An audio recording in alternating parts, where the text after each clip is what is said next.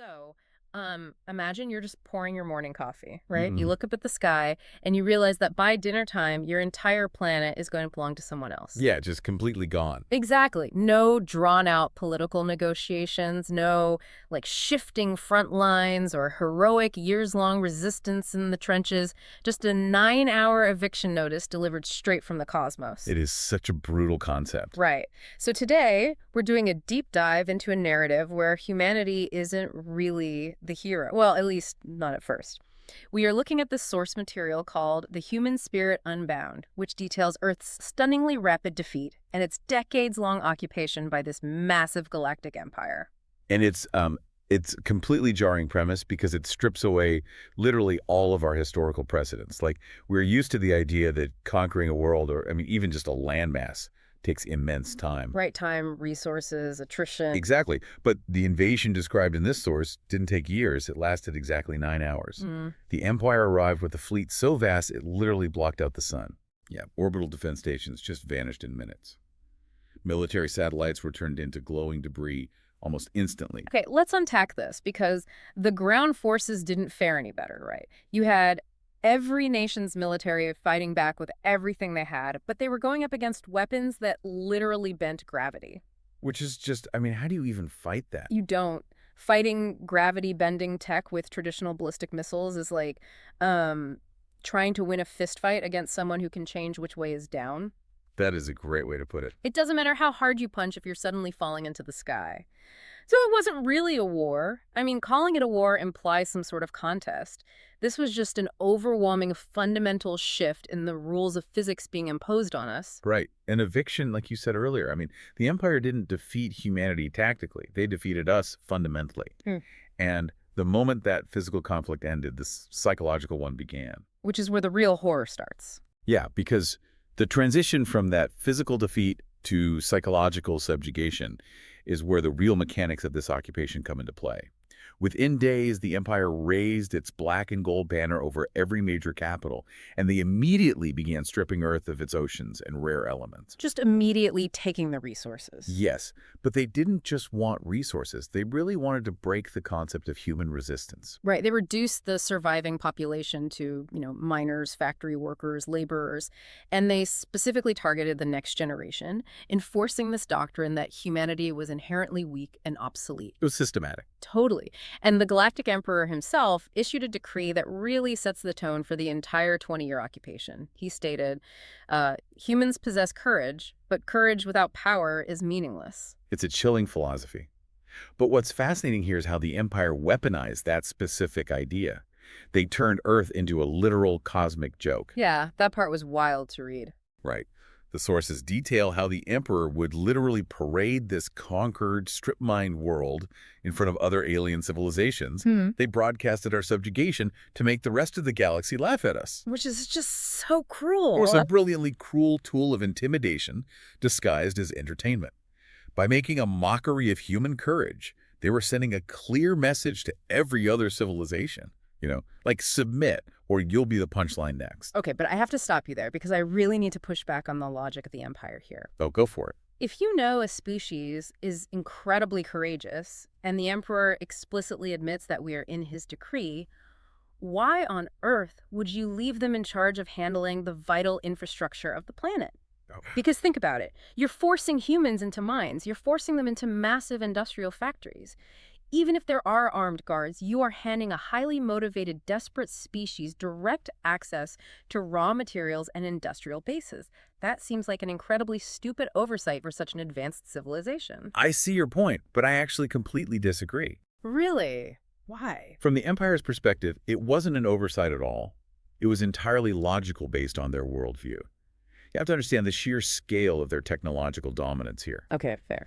When your technology bends gravity and utilizes quantum shielding, you view humans swinging pickaxes the exact same way we view ants near a nuclear reactor. Ants near a reactor. Okay, yeah, I like that analogy. Right. Like, you might acknowledge that the ants are resilient, maybe even aggressive if you step on their hill, but you have zero fear that an ant is going to somehow dismantle your fusion reactor. Because they just don't have the capacity to understand it. Exactly. The Empire didn't care because they suffered from what we could call technological blindness. They assumed their superiority was a permanent, unbreakable law of nature. They honestly believed fear and technological dominance were a perfect substitute for vigilance. So because their tech felt like magic compared to ours, they just stopped paying attention to the invisible machinery of the people actually doing the work. Precisely. An empire that relies entirely on overwhelming, godlike force eventually loses the ability to pay attention to small details. They treat conquered people like they're just background noise. And because they stopped paying attention to the ants, humanity was able to turn their subjugation into a sprawling underground classroom. Yes, exactly. The scale of the shadow operation described in the source material is just staggering. Deep beneath these abandoned mountain bunkers, inside tectonic fault lines and exhausted mines, the Empire forced them to dig. Ironically, entire secret cities began to operate. The logistics of hiding this are incredible. I mean, you might ask, how do you hide an industrial revolution from an empire that controls orbit and can scan the whole planet? That was exactly my question when I was reading it. You can't just fire up a massive weapons forge without generating massive heat signatures. You really can't. And the sources explain that the resistance utilized geothermal vents and active volcanic networks to mask their thermal signatures. So clever. Right. The Empire scanners saw the heat, but their automated systems just registered it as natural geological activity.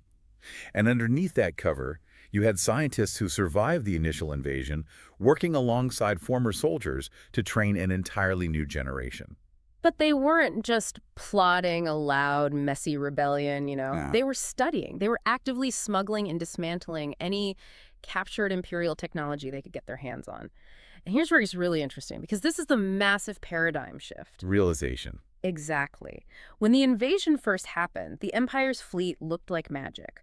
But once human scientists got a gravity engine under a microscope, they realized it wasn't magic at all. It was just physics. Understandable, replicable physics. Yeah. The resistance managed to reverse engineer 3 core imperial technologies over those years: gravity engines, fusion lances, and quantum shields. Which is huge. It is. The moment humanity realized these were just machines obeying the fundamental laws of the universe, the psychological illusion of imperial invincibility shattered. If it's physics, it can be understood. And if it can be understood, it can be copied. And if it can be copied, it can be broken. Yes. Let's talk about how they broke it, because they didn't just copy the tech, right? They realized the Empire's reliance on complex technology made them vulnerable to fundamental engineering. We mentioned quantum shields earlier. If I understand the source correctly, quantum shields are incredible at absorbing and deflecting directed energy, like lasers or plasma. Correct. They essentially dissipate thermal and energetic threats across a quantum field. To a laser, the shield is basically impenetrable.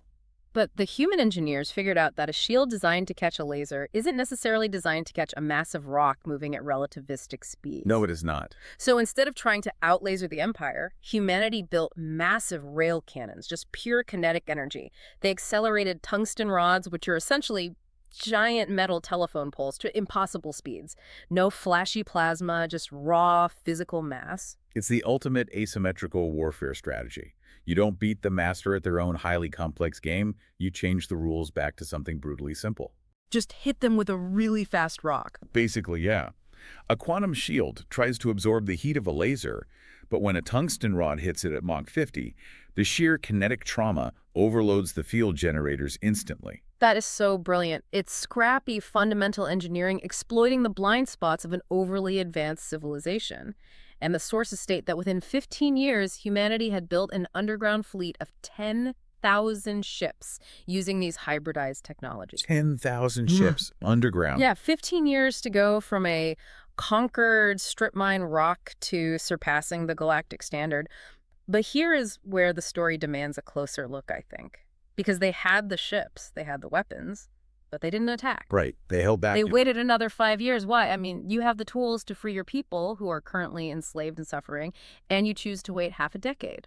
That 5-year gap is perhaps the most crucial strategic decision in the entire narrative. Yeah. It speaks to an almost terrifying level of discipline. If we connect this to the bigger picture, patience literally becomes humanity's deadliest weapon here. Because they needed to be absolutely sure. Yes. And why wait? Because they weren't just waiting to match the Empire ship for ship. They were waiting for the absolute perfect moment to execute a strike so decisive, so overwhelming, that it would completely break the Empire's psychological hold on the entire galaxy all at once. Ah, I see. So an early rebellion, even a successful one on Earth, might have just sparked a prolonged, bloody, galaxy-wide war of attrition. Exactly. If humanity just fought the Imperial garrison on Earth, the Emperor would have simply sent another fleet. It would have proven humans were a nuisance, sure, but not a peer. Right, they'd just be pesky ants again. Yeah, they needed a single, undeniable demonstration of superiority. They needed a decapitation strike, not just militarily, but ideologically. And the Emperor, blinded by that exact hubris we talked about, practically handed them that moment on a silver platter. He built the trap for himself. Triggered entirely by his own ego. Right, so on the 20th anniversary of Earth's conquest, Emperor Varric announces a galaxy-wide celebration. He wants to throw a parade. So he gathers his entire command structure, hundreds of alien governors, and thousands of his best Imperial warships, and he brings them all into low Earth orbit. All in one place. Yeah, he wants every civilization in the galaxy to tune in and witness humanity's ongoing humiliation. Millions of worlds are watching this live broadcast. From a strategic standpoint, bringing your entire decentralized command structure into one localized gravity well is an absolute nightmare. It's so dumb. It is. But again, technological blindness. He didn't view Earth as a threat. He viewed it as a stage. It's the climax of the psychological warfare the Empire had waged for 20 years. Well, meanwhile, hidden beneath the ice of Antarctica, General Marcus Hayes is watching the Emperor's countdown. General Hayes says, 20 years, time to remind them who they're occupying. Such a great line. It is. The cinematic nature of this moment is undeniable, but it's entirely grounded in that 20 years of grueling preparation.